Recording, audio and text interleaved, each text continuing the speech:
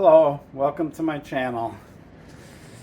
I was working on my Esker Hey Duke, and I was going to add some more volume spacers to my fork, and I was just starting to do it, and I realized, hey, maybe I should explain a little bit about volume spacers and why I'm doing this. So the first thing to do to add volume spacers is you got to take the air cap off. So I already removed it.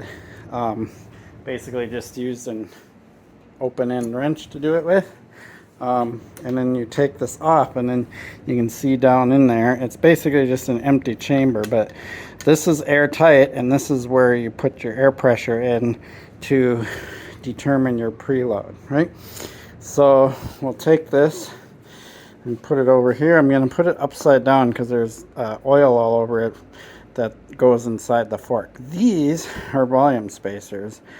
These are actually the Fox ones. They actually, since Fox bought out Mirzoki, this is essentially a Fox style fork. Like, it's got Fox internals in it. So that's pretty sweet, and I really like the fork, believe it or not. So I'm going to go ahead and add these, and then I'll explain a little bit why. Really, it's pretty simple. That cap that I have, they basically just snap on there. I don't know if I can do it one-handed though. Let me snap that on there, and then we'll get back to the video. Okay, so basically you can see how the volume spacer slides on there, and then they interlock with each other too. So this I have 3. I'm going to try 3. I had 2 in there before, but I'm going to try 3 and see how it feels.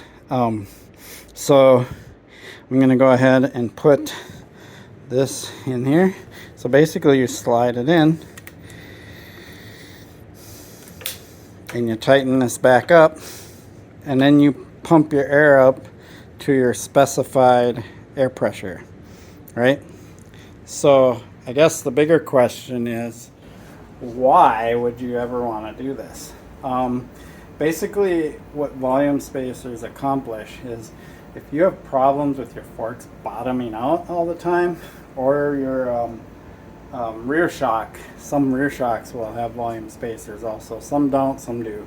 It varies, but basically you're taking away some of the air volume in the fork shaft. So there's a certain amount of air that goes in here, and by putting those spacers in there, you're reducing the amount of volume that will go in your fork.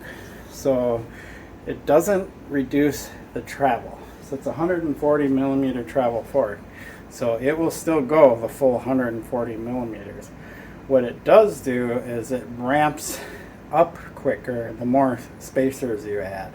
So that's why I say, if you have a problem with your fork bottoming out, so on landings, if you just bottom out all the time, sure, you can make the fork a lot stiffer, put more air pressure, whatever, and then your fork has less chance of bottoming out. The problem with that is that by adding more pressure, you lose the quality of the fork on more smaller hits and bumps, and the ride quality. So if you want your fork to still have that top level plushness, like when you're riding and you know, you're going over little jittery bumps and stuff like that, you want your fork to move and go like that. If you have to pump the air pressure way up, you actually stiffen that preload, and the fork doesn't have as much movement, and then you'll feel that in your arms. So the idea of volume spacers is you still get that off the top, I guess you could call it, kind of that initial hit plushness that you always have, but as your fork compresses more, that the ramp, you know, they show meters, it stiffens much quicker, so you will have less chance of landing hard and actually bottoming out your fork, if that makes any sense. So it basically ramps up to firmer quicker the more volume spacers you put in. So you can adjust those by putting in 1, 2, or 3 or whatever. They usually have a max number you can put in. I think this fork, I can't remember, it's like 4 or 5, but if I put in that many, then I would really notice it and probably not like it as much. So we'll see. Heavier riders might want more volume spacers. That's kind of the thing, because then a heavier rider can still get that plush feeling, but then on the harder hits, they're not bottoming out all the time. So that's the whole purpose of this. So I'm going to try 3. I've had 2 in there, and see how I like 3. I'm thinking 3 might be about where I want it. I jump and do drops and stuff like that a lot. I know it's a hardtail, but I actually ride this bike pretty hard. So I appreciate my fork not bottoming out. And you can usually tell, so these little gaskets, where is this one? It's on one side or the other. There's usually a little O-ring type thing. Yeah, here's this one. And so usually what I do at the beginning of a ride is I put it all the way down, and if I see it all the way up here at the end of a ride or after doing a big drop or something, then I realize that I want more volume spacers if I have my sag set properly. So on here I'd want like 25-30% sag. So cool. Hopefully that helps some. Appreciate your support for my channel. Please like and subscribe. Peace.